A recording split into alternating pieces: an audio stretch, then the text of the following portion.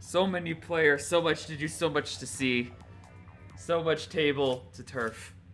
As we're going to be diving into squared for our first bout between these two.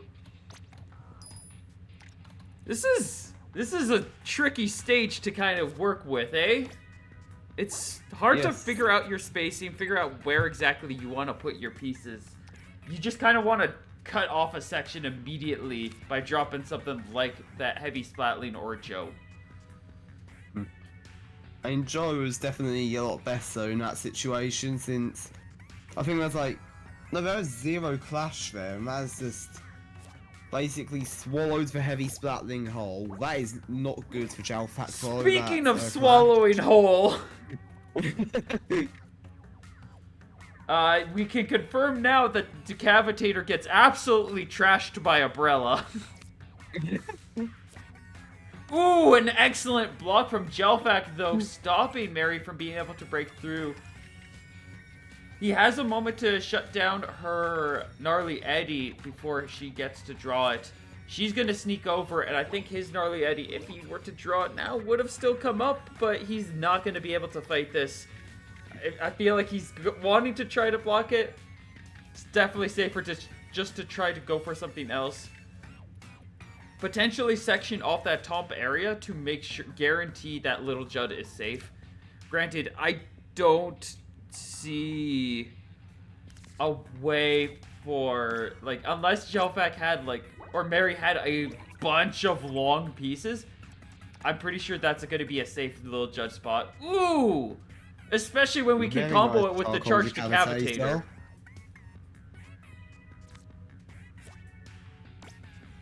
Both players sectioning off some space. Jalfac with a really strong combo here. And getting a lot of points off of that and 2 special. Setting himself up with some good tempo lead as Mary manages to get a small 10 to tech, gets a little bit more pressure, or gets a little bit more coverage. Another 2 special there from the Eliter and Neo Sploosh. Really good combo there off of that incredible defense that he had some time ago. Has put Jalfac in a very, very strong position.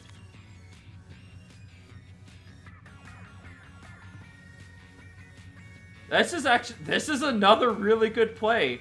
Like, Jalfac could just play that flat out, but like he gets a bonus special off of this. Plus he is gaining 4 points ultimately still. So really clean movement from Jalfac, just keeping the pressure going as we move into the final 3 turns. Chances are he was really quick. Chances are he was not getting those points, or he was not getting that special otherwise. That's a pretty alright Reef Slider spot. Yeah. I don't think Jalfac's gonna go for it. No, he does. Oh. Why wouldn't he go for it? Going for it. Never mind. It's the final 2 turns. It's gonna net him a huge tempo lead, and then Reef Slider. There's less likely to be hard counters. But like Splatter Screen, if he played that as his second last move, it's entirely likely that Mary can just be like, bam, my own Splatter Screen, 24-point turnaround. So this is definitely the safer play to go with, and with it being so strong as well, it's absolutely the choice to make. And because of that, Jalfac is absolutely confirmed to win this game. And will be taking the first point. Ahead going into the last turn that's basically impossible to come back from, unfortunately, for Marie. Yeah. No. Yes. Absolutely. Jalfac had such a strong play. Granted, a lot of that came off of that Megalodontia. Good old Joe coming in and just, like, eating the heavy splatling and shutting down Mary's options right from the get-go. She was quickly put on the back heel, and he got a couple of really nice reads, a couple of really good capitalizations that he just ran with. It's one of those classic rulings. Once you've got tempo, you fight to keep it. Sometimes it's a little riskier, but like if you're making smart choices along the way, it's not going to be much of a battle because your opponent has to play riskily, and you generally just get to be like, what's the important area that I need to keep this lead? All right, let's play into that. And if they don't see that, which is incredibly hard to do as the opposing player unless you know exactly what your opponent's deck is, and then what their hand is on top of that, it is super hard to catch on to what your opponent's game plan might be without having, like, the absolute details. That's an okay starting hand for Jalfac. It's got good reach, but not so much the diagonal reach. Very vertical reach, that's what I'm looking for. Big Man's at least a big start, and Jet Squelcher is honestly not too awful of a second play. E-Leader actually, no, I like this. I like this a lot. Very good clash there, breaking right through the Hydra Splatling. And now, whoa, Marie's never mind, Marie's not basically blocked from doing anything. Very convenient Splat Charger spot. He greeted, like, I mean, he would have lost out on a lot of points, but he could have got 2 special off of that. I think this is probably the better play, as much as I want to see all that special immediately start being ground up. But, yeah, 1, 2, 3. Yeah, no, the Charger would have been able to break through if he went for that combo, so we definitely respect that. And this is just going to turn into chaos. We're already in... Decavitator. He does have this combo instead, which is definitely better of the two. It's a very nice, reliable combo, in my opinion. Cannot fit into that space. He's gonna have to opt to go for something else. Splat Charger's only got one. It fits there, but we're not gonna be able to combo it well. Only really fits in that area and just narrowly too. If Barry's making a play here, it is going to overwrite, and that's probably what Jalfac's thinking is. How do I overwrite whatever she's playing here? Not really like that, unfortunately, for Jalfac. It does do a bit of damage, and the Octopod's gonna... A very rare card. We do not see Octopod very often, despite it being a really useful 2-card play or 2-point play, just because of how, like, it's Burst Bomb +1, which is so little tempo, but sometimes that's literally what you need to get your 2 specials. Jalfac going in for a huge call out here. He's like, you're not gonna do anything. I'm taking this. He does steal away some points, but Mary does walk away with 3 of her special. Yes, but at the same time, there's always the best play there, I think, just because there's not much else and there's nothing else Jalfac could have done to deny those special points, so overall, that works really well. Indeed. It guaranteed him a special, which is definitely something that he really benefits from. As we're heading into the final turns, the question is, do we want to just go for 2 3-12s? Do you want to go for a... Those are both 6s, so he'd have to get 3 special off of one of them. Or, no, because of that pass... Yeah, he only would need to get 2 special. Going for EO Deal, that's a decent one. 2 more points than the 3-12, and only needs to guarantee 1 special off of it. Nice thing about EO Deal is, look how nicely it kind of just, like, reaches into stuff. You're going to get a lot of points off of that.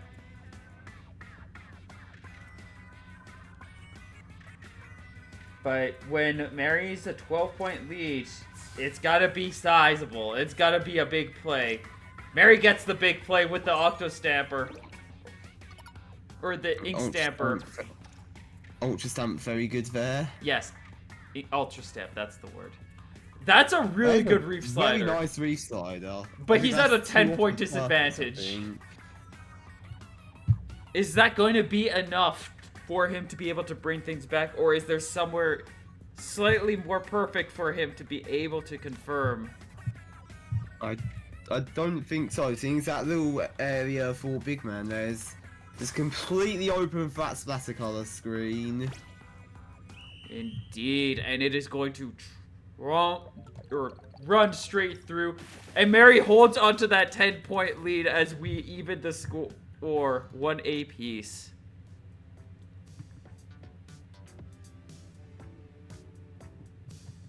Very well played there from Marie. Off the bat, it looked like it was going to go in Jalfac's favour, then that Splat Chargers completely flipped the game on its head. Indeed.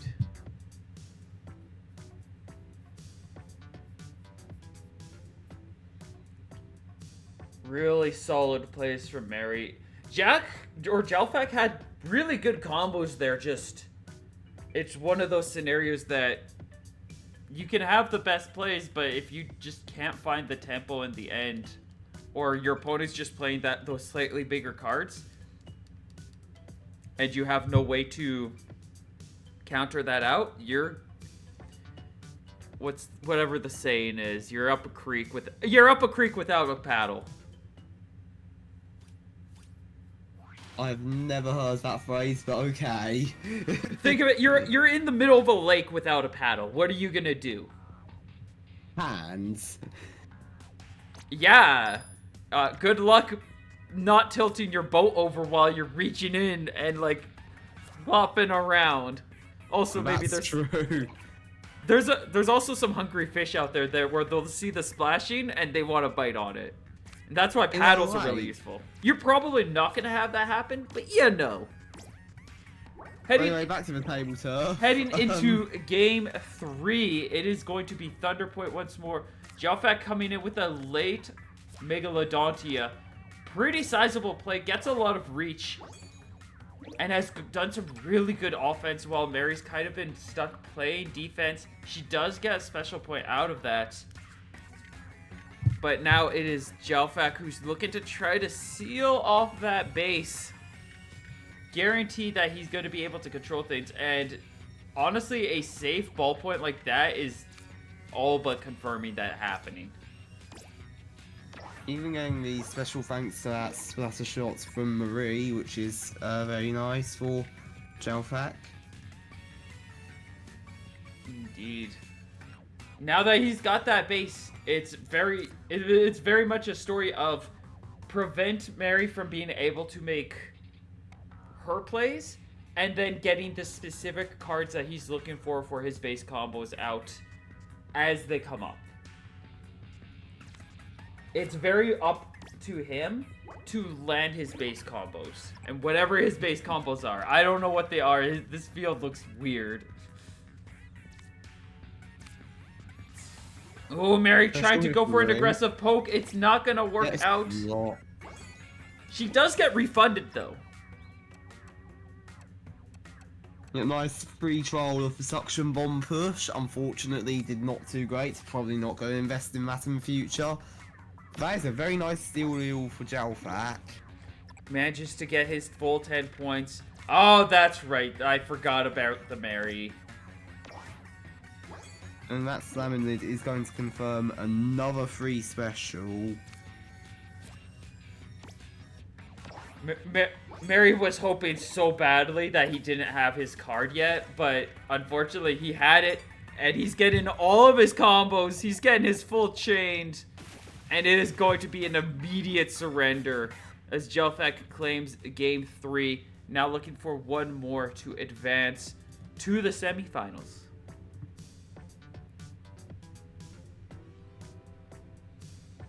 That was just a very unfortunate situation for Mary. She quickly got snuffed out in her own base. And then the way the board was set, it was really hard for her to push into his unless she had the perfect card, and she just didn't have the perfect card.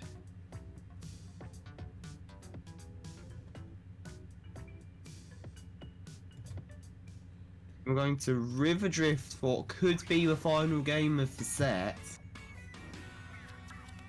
It's a very safe stage. Very, very clean. It, as you can see, like it looks similar to Thunderpoint, but it's just that little bit more narrow, and the way they're set up, it's just a little bit harder. It takes a little bit more effort to reach into that middle.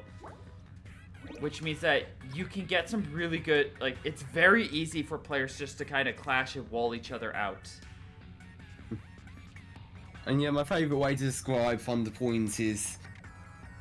sorry, to describe River Drift is Thunder Point flipped on its side with a little bit added in the middle. Ooh, an excellent block from Mary as Jalfac tried to break in with the Ursine Anomaly. Very interesting character he is.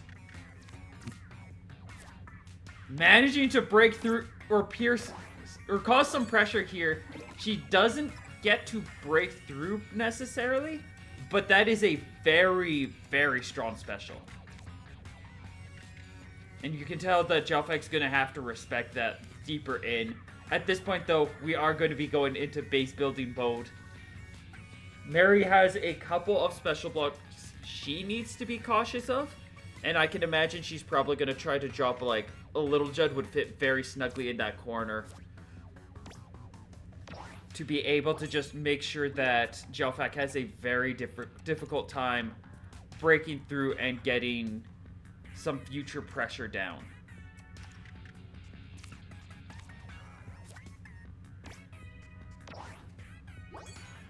Three special ready. I actually think he might be...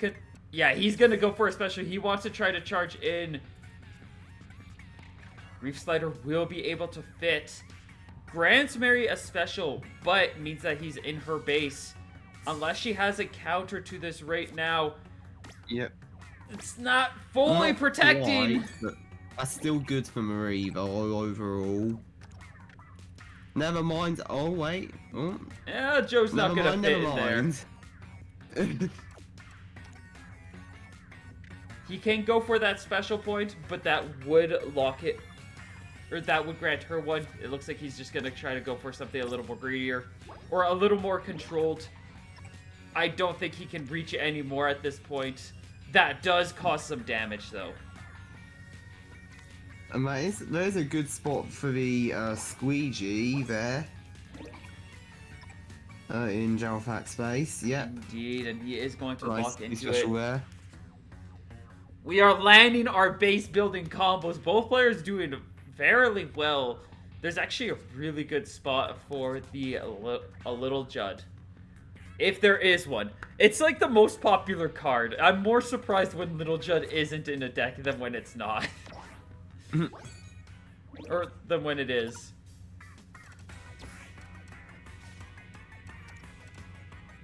He's actually in a really interesting spot. Did you see? Oh, wait, no, he can't afford to prop those as special. That's why.